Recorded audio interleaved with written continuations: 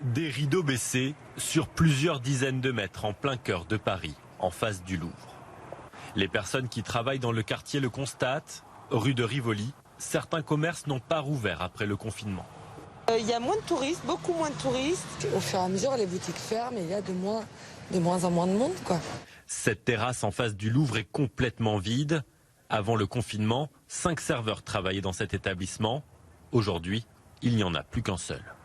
Il n'y a plus de clients, donc il n'y a plus de commerce. La réouverture ne s'est jamais vraiment opérée, à part quelques cafés de quartier. Les quartiers touristiques, commerçants souffrent énormément.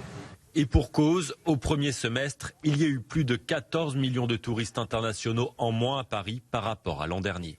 C'est une baisse de 68% des séjours dans la capitale. Néanmoins, selon ce riverain, le quartier a commencé à être moins fréquenté à partir de la modification du plan de circulation.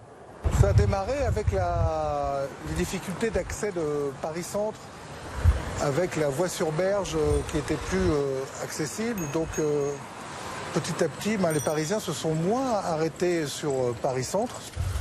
Donc moins envie de s'arrêter, ça veut dire qu'on va moins dans les magasins, dans les commerces. Selon lui, le quartier est devenu un quartier de passage. Un phénomène accentué par l'ouverture de la Corona Piste. Cette piste cyclable créée tout au long de la rue qui change la physionomie du quartier selon cet élu d'opposition. Donc Paris Centre est en train de mourir parce que, encore une fois, ce cyclisme est favorable à un certain confort de vie. En revanche, le confort économique, le côté qui pulse, le côté dynamique, il dépend d'une clientèle qui ne vient plus. Selon Ariel Veil, le maire de Paris Centre, la rue de Rivoli se transforme mais ne perd pas de son attractivité. La preuve, la grande enseigne d'ameublement suédoise Ikea va ouvrir un nouveau magasin dans cet immeuble au 144 de la rue. Il sera situé en face de la Samaritaine qui devrait, elle, enfin rouvrir en 2021.